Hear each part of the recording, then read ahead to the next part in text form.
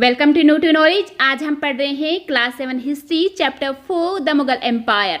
तो इसमें हम पढ़ेंगे अकबरनामा, आईने अकबरी और अकबर की पॉलिसीज़ के बारे में। तो हम शुरू करते हैं।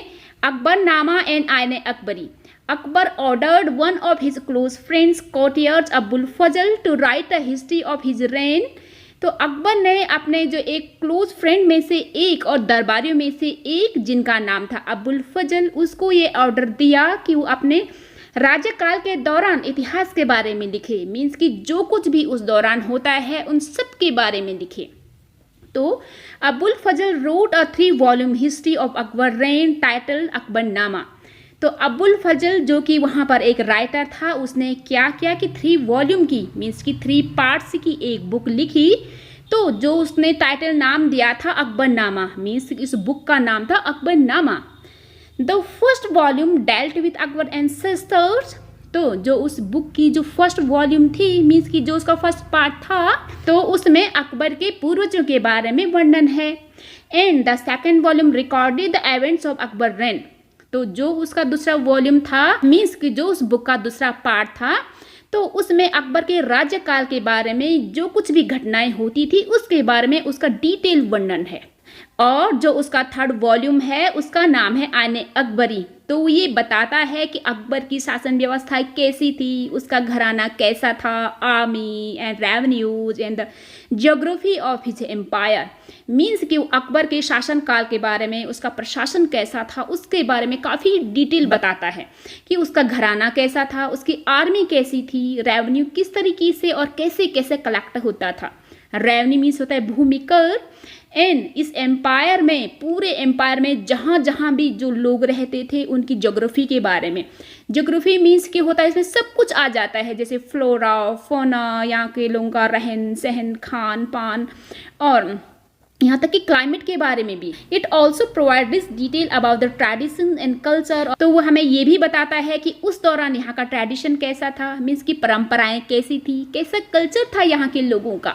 The most interesting aspect about the Aine Akbari is its statistical details about things and diverse and crops, yield, prices, wages and revenues। तो आईने अकबरी की जो एकदम से खासियत थी, मीन्स कि जो इसमें इंटरेस्टिंग उसका एक्सपेक्ट था, तो वो ये था कि पूरा का पूरा फसलों के बारे में, किस तरीके से फसलें होती हैं, उनकी उपज कैसी है, कैसा उसमें लागत आता है और किस तरीके से वेजेस दे दिए जाते हैं। वेजेस मीन्स होता है जो कोई काम करता है उसके लिए उसका मेहनताना, और अगर वो फसल पैदा हो जाती है तो उसमें किस किस तरीके से और कौन कौन सी फसल में अलग अलग तरीके से रेवेन्यूज होता था, तो वो कलेक्ट किया जाता था। उस सब का उसने सांख्यिकीय वर्णन, तो जैसे गणित में होता है ना हर चीज़ का हिसाब किताब, तो वो सब आईने अकबरी में मिलता है। तो यहाँ पर इन्होंने ये डायग्राम दिया है। यहाँ पर क्या है कि अकबर हैं, तो ये अकबर क्या कर रहे हैं कि अबुल फजल ने जो अकबरनामा है वो कंप्लीट कर लिया है, तो वो उसे रिसीव कर रहे हैं। यहाँ पर इस डायग्राम को ध्यान से देखिएगा। तो ये अकबर है, ये अबुल फजल है, उनके हाथ में है ये अकबरनामा। तो अब हम पढ़ते हैं a closer look Akbar's policies. Akbar की पॉलिसीज के बारे में, उनकी नीतियों के बारे में काफ़ी करीब से वर्णन। The broad features of administration were laid down by the Akbar and were elaborately discussed by Abul Fazl in his book The Akbarnama, in particular in its last volume The Aine Akbari। तो इसमें क्या बताया है कि जो अकबर ने जो कुछ भी वहाँ पर अपने शासन में, अपने प्रशासन व्यवस्था जो कुछ भी उसने की थी, मीन्स कि जो कुछ भी उन्हें नीति से और उनके नियम कानून जो भी बनाए थे, तो उसका आईने अकबरी में, मीन्स कि जो अकबरनामा का थर्ड वॉल्यूम है, उसका लास्ट वॉल्यूम है, काफ़ी अच्छे से एकदम डिटेल से वर्णन किया है अबुल फजल ने। Abul Fazl explain that the empire was divided into provinces called subas. तो अबुल फजल ने ये बताया है एकदम काफ़ी विस्तार से कि जो ये पूरा का पूरा साम्राज्य था वो छोटे छोटे अनेक सूबाज में बंटा था। सूबाज होता है प्रोविंसेस, मीन्स कि छोटे छोटे राज्य, तो वो उनकी लैंग्वेज में उसे सूबाज बोलते थे। गवर्न बाय अ सूबेदार, ठीक है, तो who carried out both political and military functions. तो उसको गवर्न करने के लिए, मीन्स कि वहाँ पर प्रशासन जो चलता था उसे संभालने के लिए सूबेदार भी था जो कि निगरानी कर सके। तो सूबेदार का काम था वहाँ पर पॉलिटिकल, मीन्स कि जो राजनीतिक वहाँ पर काम काज होता है, मिलिट्री फंक्शन जो होते हैं। तो इन दोनों का मतलब क्या होता है? पॉलिटिकल में कोई यहाँ पे बड़े ऑफिसर हैं, उनके अंदर छोटे ऑफिसर, फिर और छोटे कर्मचारी और छोटे कर्मचारी, कुछ मंत्री, तो ये सब मिलकर के ऑफिशियल होता है, तो ये पॉलिटिकल में आता है। और जो दूसरा होता है मिलिट्री फंक्शन। मिलिट्री फंक्शन में जो लड़ाई झगड़ा होता है, आसपास कहीं उन पर कोई कब्जा न कर लें, कोई आक्रमण न कर लें, और कहीं पे लड़ाई झगड़ा होता भी है तो उसे थोड़ा सा शांति व्यवस्था देना, तो ये सब मिलिट्री फंक्शन में आता है। तो हम और आगे पढ़ते हैं कि each province also had a financial officer और दीवान। तो ऐसा ही नहीं कि सिर्फ जो सूबेदार है वही काम संभालता था, तो उसे अनेक ऑफिसर थे जो कि उसके काम में हेल्प करते थे। तो जैसे कि उसमें है एक दीवान, तो उसे बोला जाता है फाइनेंशियल ऑफिसर। मीन्स कि जो वित्त मंत्री होता है, राजस्व अधिकारी, ठीक है, तो उसे बोला जाता था दीवान। तो वो भी हर एक प्रोविंस में होता था। The maintenance of peace and the order his province the subedar was supported by other officer. तो अपने जो प्रोविंस है उसमें से शांति व्यवस्था को, रूल रेगुलेशन को सही ढंग से मेंटेन करने के लिए सूबेदार को अनेक ऑफिसर्स की भी सपोर्ट मिलती थी। ठीक है, तो हम आगे पढ़ते हैं कि सच एज मिलिट्री पे मास्टर बख्शी। तो उसमें से एक है जिन्हें बोला जाता है मिलिट्री पे मास्टर। मीन्स की जो सैन्य में जिसको वेतन मिलता है, वेतन भोगी, ठीक है, तो उन्हें बख्शी बोला जाता है। तो वो भी एक ऑफिसर था वहाँ पर। The minister in charge religious and charitable patronage सदर। और दूसरा क्या होता था कि एक जो दूसरा मिनिस्टर था जिसके ऊपर की रिलीजियस मीन्स के धार्मिक जो काम काज होते हैं उसका चार्ज उसके ऊपर सौंपा जाता था। और साथ ही साथ जो भी चैरिटेबल पैट्रोनेज होता है, मीन्स कि जो भी जो परोपकार, दूसरों की भलाई से रिलेटेड जो भी काम काज होता था, तो उसका चार्ज यानी कि उसका जो इंचार्ज वो था, वो कौन था? सदर था उसका नाम। ठीक है, सदर मतलब नाम नहीं, पोस्ट का नाम है वो। मिलिट्री कमांडर्स, जो मिलिट्री कमांडर्स होते हैं सैन्य अभियान, उनका जो वो होते हैं ना कि स्वामी होते हैं, उनके कमांडर जो होते हैं, तो उन्हें बोला जाता है फौजदार्स, तो वो भी थे। और एक और है उसमें जो टाउन पुलिस के कमांडर्स होते हैं जिन्हें कोतवाल बोला जाता था, तो वो भी उस टाइम थे। यानी कि टोटल मिला करके उसमें से 4-5 ऑफिसर थे। तो उसमें कौन कौन से 4-5 देखो, एक तो ये है कोतवाल जो कि पुलिस कमांडर है, दूसरा है फौजदार मिलिट्री कमांडर, और यहाँ पे एक सदर जो कि है रिलीजियस एंड चैरिटेबल पैट्रोनेज का मिनिस्टर, और एक और यहाँ पे बख्शी है जो मिलिट्री पे मास्टर है, और एक और था उसमें वो था दीवान जो उनका वित्त मंत्री, ठीक है, या फिर वित्त ऑफिसर। और हम आगे पढ़ते हैं तो यहाँ पर हम थोड़ा सा जहांगीर के बारे में पढ़ेंगे, जहांगीर नूरजहां के बारे में। तो नूरजहां जहांगीर की वाइफ थी जिसे कि बहुत ज़्यादा प्यार करता था। तो नूरजहां इन्फ्लुएंस होता है प्रभाव इन जहांगीर स्कॉट, यानी कि जहांगीर के राज दरबार में नूरजहां का क्या प्रभाव था, इसके बारे में उन्होंने थोड़ा सा यहाँ पर बताया है। तो ये नूरजहां कौन थी? तो नूरजहां, पहले इसका नाम नूरजहां नहीं था, उसका नाम था वहाँ पे मेहरुनिसा। तो जब उसने जहांगीर से शादी की तो उसका नाम बन गया तब नूरजहां। ठीक है, तो हम इसको पहले वर्ड टू वर्ड पढ़ते हैं। Mehrunnisa married the emperor Jahangir in 1611 and receive the title Nurjahan. ठीक है, 1611 में उसने एम्परर जहांगीर से शादी कर ली, तो उसका तब नाम पड़ गया Nurjahan. She remained extremely loyal and supportive to the monarch. तो वो इसलिए उसे सबसे ज़्यादा प्यार करता था, सबसे ज़्यादा मानता था, क्योंकि वो बहुत ही ज़्यादा वफादार थी उसके लिए, मोनार्क के लिए। मोनार्क बोला जाता है शासक को, मीन्स कि जहांगीर के लिए। और सपोर्टिव यानी कि काफ़ी ज़्यादा सहारा भी देती थी, और जो उनका भी कोर्ट में जो कुछ भी काम धंधा होता था तो उसमें भी वो सहायता करती थी। As a mark of honour Jahangir struck silver coin bearing his own titles on one side. तो जहांगीर ने उसकी क्या किया कि उसके सम्मान में उसने वहाँ पे सिल्वर के कॉइन चलवाए। ठीक है, तो उसका जो सिल्वर कॉइन का एक साइड में उसने अपने टाइटल्स गड़वाए थे। अपने टाइटल्स गड़वाए मीन्स कि जो कुछ भी उसने उपलब्धियाँ अपने रेन में हासिल की थी, तो उन सब का उसने वर्णन थोड़ा सा एकदम शॉर्ट फॉर्म में सिक्के के एक साइड में कर दिया था। और दूसरे side on the other the inscription मतलब ये सिक्का है तो उसमें कुछ लिखे जाते हैं, हार्ड मेटल में या स्टोन में जो कुछ भी लिखा जाता है, तो struck in the name of queen Begum Nur Jahan. ठीक है, तो उसमें सिक्के की दूसरी साइड में क्या था कि उसमें ये लिखा गया था कि महारानी बेगम नूरजहां के नाम में ये गड़ा हुआ। इस तरीके से सिक्के की दूसरे साइड लिखा था। और एक साइड क्या लिखा था जो आपने अभी पढ़ा कि जहांगीर के अपनी खुद की टाइटल्स थे। तो हम आगे पढ़ते हैं द एडजॉइनिंग। ये एडजॉइनिंग होता है एकदम पास वाला, तो ये डॉक्यूमेंट्स हैं यहाँ पर। ठीक है, तो इसके बारे में खैर हम अभी बताते हैं। अभी हम थोड़ा सा जो कुछ भी लिखा है इसको पढ़ लेते हैं। The adjoining documents is an order farman of Nurjahan, कि नूरजहां का जो फरमान है तो ये उसका एक डॉक्यूमेंट है। डॉक्यूमेंट बोला जाता है ऑर्डर को, तो क्योंकि उसका काफ़ी दबदबा था तो इसलिए वो भी फरमान जारी करती थी। The square seal states commands of her most sublime and elevated majesty Noor Jahan पातशाह बेगम। ठीक है, जो इस टाइप की जो स्क्वायर टाइप की जो सील है तो उसमें ये बताया गया है, मीन्स कि ये लिखा गया है कि सबसे ज्यादा खूबसूरत और सबसे ज्यादा जो एकदम श्रेष्ठ होता है, उत्कृष्ट मतलब वैसी महारानी, और जो सबसे ज्यादा ग्रेट होती है उस महारानी नूरजहां पातशाह बेगम का हुक्म, मीन्स की कमांड। ठीक इस तरीके से लिखा जाता था ये स्क्वायर शीट में। और दूसरा एक है इसमें ये गोल टाइप का, तो उसमें क्या लिखा जाता है, the round seal states by the son of Shah Jahangir she became as brilliant as the moon, may Nur Jahan Padshah be the lady of the age. तो जो इस डॉक्यूमेंट में इस राउंड शेप का जो सील है उसमें ये लिखा गया है कि शाह जहांगीर के प्रताप से वो क्या बन गई है, चांद के समान चमकदार बन गई है। नूरजहां पातशाह इस युग की सर्वोत्तम लेडी हमेशा बनी रहे।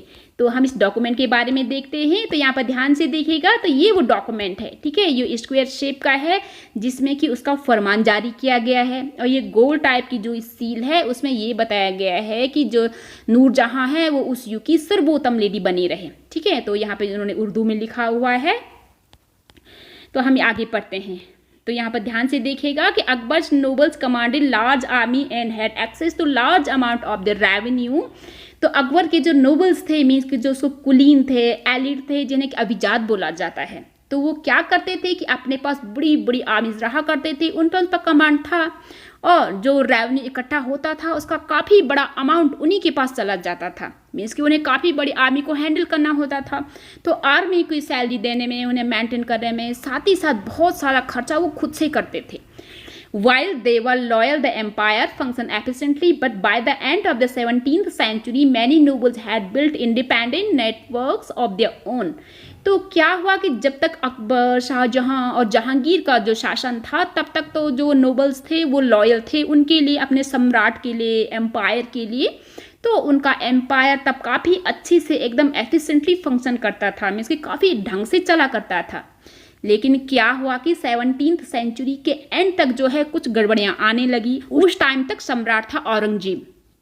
तो क्या हुआ कि उस टाइम बहुत सारे नोबल्स ने, मीन्स कि जो कुलीन जो लोग थे, उन्होंने अपना अपना जो नेटवर्क था उसका ताना बाना बुन लिया था, मीन्स कि अपनी मनमानी करने लगे थे। तो their loyalties to the empire were weaken by their own self interest. तो उनकी जो लॉयल्टीज थी, मीन्स की जो उनकी वफादारी उनकी वफादारी अपने एम्पायर के लिए थोड़ा सा कमज़ोर हो गई थी, अपने अपने स्वार्थ की वजह से। तो हम आगे पढ़ते हैं कि while Akbar was at Fatehpur Sikri during 1517 C started discussion on the religion with the ulema, Brahman, Jesuit priest व रोमन कैथोलिक एंड जोरिस्टियंस। तो अकबर क्या करता था कि 1570 में जब वो फतेहपुर सिकरी में था तो उसने विभिन्न धर्मों पर डिस्कशन करना शुरू कर दिया था। तो वो किन के साथ उसने किया था, उलेमा के साथ। उलेमा होता है जो मुस्लिम के न्यायशास्त्री, धर्मशास्त्री होते हैं, उन्हें बोला जाता है उलेमा। और ब्राह्मण पंडित लोग, और जेसुइट प्रीस्ट, तो जेसुइट प्रीस्ट होता है जो वो होते हैं ना कि रोमन कैथोलिक मीन्स जो ईसाई धर्म के जो पादरी होते हैं वो, और जो जोरिस्टियन होता है जिन्हें बोला जाता है पारसी धर्म के उसके अनुयायी। तो उन सब के विद्वानों के साथ अकबर क्या करता था, धर्म पर चर्चाएं किया करता था। This discussion took place in the इबादत खाना। तो जो ये डिस्कशन चलता था धर्म के ऊपर, तो वो चला करता था इबादत खाने में, एक जगह है। तो he was interested in the religion and social customs और डिफरेंट पीपल। तो क्या है कि अकबर को डिफरेंट लोगों के रिलीजन में, डिफरेंट पीपल की कस्टम में, मीन्स कि उनका जो रहन सहन है, परंपराएं हैं, धार्मिक त्यौहार हैं, उसमें काफ़ी इंटरेस्ट था अकबर को। तो Akbar interaction with the people of different faith made him realise that कि religious scholar who emphasise ritual and dogma were often by God's.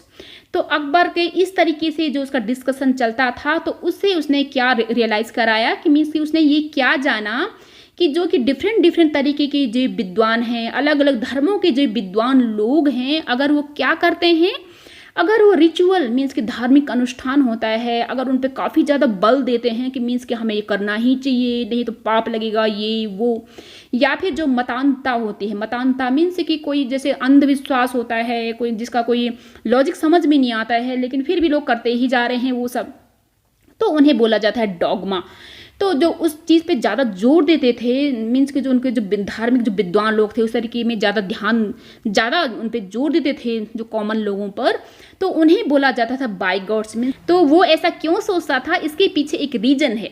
There teachings created divisions and disharmony among his subjects. तो वो ये मानता था कि उसकी प्रजा के बीच में ये डिफरेंट टाइप के जो एक कट्टर हैं, डिफरेंट टाइप के रीति रिवाज हैं, अगर उन पे हम बहुत ज़्यादा जोर देते हैं तो ये पूरी प्रजा के बीच में डिफरेंसेस क्रिएट करता है, उन्हें अलग अलग समूह में बांटता है, तो जनता भड़क सकती है, उनमें यूनिटी नहीं रहेगी और साथ ही साथ उसमें टॉलरेंस की फीलिंग्स भी कम हो जाती है। मीन्स कि वो सामंजस्य की भावनाएं जो हैं उनके बीच में वो कम हो जाती हैं। ठीक है, तो हम यहाँ पर डॉगमा के बारे में पढ़ेंगे। A statement or an interpretation declare as authoritative with expectation that would be followed without question. तो ये क्या होता है कि इस तरीके से कथन होता है या इस तरीके की व्याख्या या व्याख्यान होता है जिसमें क्या होता है कि जो ये फरमान जारी करता है या जो इस तरीके कथन देता है वो ये मानता है कि ये उसका क्या है, अधिकार है। ठीक है, जिससे कि क्या होना चाहिए, जो भी इसे फॉलो करें विदाउट क्वेश्चन फॉलो करें। मीन्स कि इसमें कोई भी क्वेश्चन नहीं है कि हम ऐसा क्यों करें, कैसे करें, ठीक है, हमें करना चाहिए कि नहीं। मीन्स कि जो कुछ भी उन्होंने बोल दिया उसे मानना ही मानना है, जिसे बोला जाता है मतान्धता। तो अब हम पढ़ेंगे बाय गॉड के बारे में। An individual who is intolerant is another persons religious believes or culture. Means वो इंसान जो दूसरे धर्म के मान्यताओं, उसकी परंपराओं और उसके कल्चर के प्रति असहिष्णु होता है, मीन्स कि उसको सहन नहीं करता है, तो उसे बोलते हैं हम बाय गॉड मीन्स कट्टर। तो हम आगे पढ़ते हैं दिस इवेंचुअली, बाकी हम पढ़ेंगे नेक्स्ट पेज में। तो यहाँ पर ध्यान से देखिएगा कि led Akbar to the idea of sulh-i-kul or universal piece. तो इस तरीके का जो विचार विमर्श होता था, डिस्कशन होता था, इससे अकबर के मन में एक विचार आया। मीन्स कि उसने ये धारणा बनाई, वो धारणा बनाई उसने कि यूनिवर्सल पीस मीन्स कि पूरी दुनिया में शांति, जिसे बोला जाता है सुलह कुल। तो ऐसी धारणा अकबर ने बनाई। This idea of tolerance did not discriminate between the people of different religion in his realm. तो इस तरीके का जो धारणाएं थी उसके राज्य में, ठीक है, उसके शासन काल में, तो उसने क्या किया, जो डिफरेंट धर्म के लोग जो वहां पर रहा करते थे तो उनके बीच में कोई भी भेदभाव नहीं था। मीन्स कि कोई भी उनके बीच में डिस्क्रिमिनेशन नहीं था। ठीक है, तो हम आगे पढ़ते हैं कि instead is focused on a system of ethics, honesty, justice, peace and that were universal applicable. बल्कि इसके बजाय उन्होंने क्या किया कि जो नीति संगत जो बातें हैं, मीन्स की जो नीति शास्त्र पे जो प्रणाली है उस पर उन्होंने फोकस किया। मीन्स की ऑनेस्टी को उन्होंने तवज्जो दिया, जस्टिस, पीस, शांति, दैट वाज यूनिवर्सल एप्लीकेबल। तो उन्होंने ये बोला कि जो है इसको सारी दुनिया में ऐसा माना जाना चाहिए। उन्होंने ये बोला कि पूरी दुनिया में ये एप्लीकेबल होना चाहिए। Abul Fazl help Akbar in framing a vision of governance around this idea of sulh-i-kul. This principle of governance were followed by Jahangir and Shah Jahan as well. तो क्या हुआ कि जो अबुल फजल जिसने कि अकबरनामा लिखा था वो उसका काफ़ी अच्छा फ्रेंड था, एक दरबारी था। तो उसने इस तरीके का जो शासन है, शासन का जो दृष्टिकोण है, मीन्स कि सारे धर्म के लोगों को एक माना, यूनिवर्सल पीस की जो धारणाएं हैं उसे फ्रेम करने में वो अबुल फजल ने काफ़ी हेल्प की अकबर की। तो दिस प्रिंसिपल ऑफ गवर्नेंस और जो इस तरीके की जो शासन व्यवस्था का जो सिद्धांत था तो उनके बेटे ने, उनके पोते ने, मीन्स कि जहांगीर ने, शाहजहां ने भी बहुत अच्छे से फॉलो किया। बस औरंगजेब ने थोड़ा सा गड़बड़ कर दी थी जिससे कि मुगल साम्राज्य का पतन होना शुरू हो गया था। तो यहाँ पर हम सुलह कुल मीन्स की जो यूनिवर्सल जो पीस है उसके बारे में थोड़ा सा वर्णन है जो कि जहांगीर ने किया है, उनका बेटा अकबर का।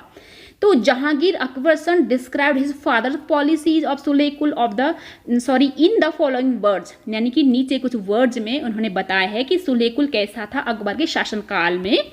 As in the wide expanse of the divine compassion, there is room for all classes and the followers all creeds. तो इसका मीनिंग ये निकलता है कि भगवान के इस विशाल से अनुकंपा में, जहाँ पर कि विशाल सा आंचल हो, वहाँ पर हर किसी के लिए अपनी अपनी जगह है। मीन्स कि हर किसी का अपना अपना रूम है, चाहे वो किसी भी क्लास का हो, छोटा बड़ा, चाहे वो किसी भी धर्म का मानने वाला हो, तो सबके लिए अपनी अपनी जगह है। तो जो इसने वाइड एक्सपेंस बोला है मीन्स कि जो इसने फैला हुआ आंचल बोला है वो है उसके पिता के शासनकाल के लिए। So in his imperial dominions which on all sides were limited only by the sea there was room for the professor of opposite religion and for beliefs good and bad and the roots of intolerance was closed. तो उसने आगे ये बोला है कि उसके इस विशाल साम्राज्य में जिसके की सारी साइड जो है सिर्फ सी द्वारा ही लिमिटेड हैं, मीन्स कि हमारे भारत को बोला जाता है पेनिनसुला, उसका 3/4 पार्ट जो है सी से कवर्ड है। तो उन्होंने ये बोला है कि क्योंकि अकबर का शासनकाल जो है वहाँ तक फैला था, इसलिए उन्होंने ये बोला है कि उसके चारों साइड जो है सी से ही लिमिटेड हो सकते थे। ठीक है, इतने बड़े शासनकाल में मीन्स कि अकबर के there was room for the professor of opposite religion and the believes, यानी कि सबके लिए जगह थी, चाहे वो उसके विपरीत धर्म का हो, उसके अनुयायियों के लिए, ठीक है, चाहे वो बुरा हो या अच्छा हो।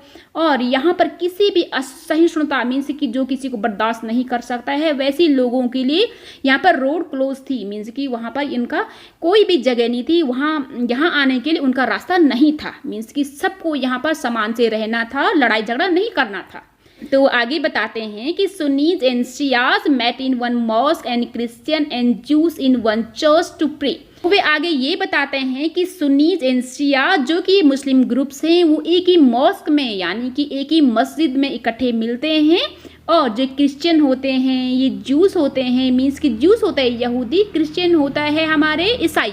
ठीक है, तो वो दोनों जो है एक ही चर्च में प्रे करते हैं।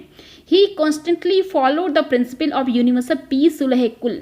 तो उसने ये किसके लिए बोला है? अपने फादर के लिए, कि वो यूनिवर्सल पीस मीन की सुलह कुल का एकदम अच्छी तरीके से कंस्टेंटली फॉलो करता था इस सिद्धांत का। ठीक है, तो हम यहाँ पर आगे पढ़ते हैं कि तो यहाँ पर ध्यान से देखिए कि Akbar holding discussion with the learned individual और डिफरेंट फेथ इन इबादत खाना।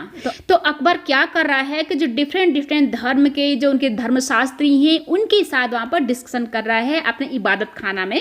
तो यहाँ पर ध्यान से देखिएगा तो ये है अकबर, ठीक है, और ये डिफरेंट ग्रुप के लोग हैं। तो हम यहाँ पर और भी आगे पढ़ते हैं कि Akbar commission the translation of the many Sanskrit works in the Persian. तो अकबर ने क्या किया था कि जो अनेकों संस्कृत के जो ग्रंथ थे उनको उन्होंने क्या किया कि पर्शियन लैंग्वेज में ट्रांसलेशन करने की उसने अनुमति दी। तो उसने उसके लिए एक मकतब खाना यानी कि ट्रांसलेशन ब्यूरो भी इस्टेब्लाइज की थी फतेहपुर सिकरी में। ठीक है, तो उन्होंने इसके लिए कौन कौन से ग्रंथ लिए थे उन्होंने यहाँ पर कुछ दिया है, जैसे कि महाभारत, रामायण, लीलावती, योग वशिष्ठ, ये कुछ एकदम फेमस संस्कृत के ग्रंथ हैं जो कि चुने गए थे ट्रांसलेशन के लिए, मीन्स कि इन ग्रंथों का ट्रांसलेशन हुआ था। The Razmnama Persian translation of Mahabharata contain live illustrations of the events of Mahabharata. तो उनमें से एक है जो कि पर्शियन लैंग्वेज में लिखी गई है, उसका नाम है रजमनाह। तो वो ट्रांसलेशन है संस्कृत में लिखी गई महाभारत का। ठीक है, तो उसमें क्या बताया गया है कि महाभारत के दौरान जो भी घटनाएं हुई थी उसका इलस्ट्रेशन में मीन्स रेखित चित्रण उसमें बताया गया है। Thank you. अगर आपको ये वीडियो थोड़ी सी भी अच्छी लगी हो तो please like share and subscribe the channel.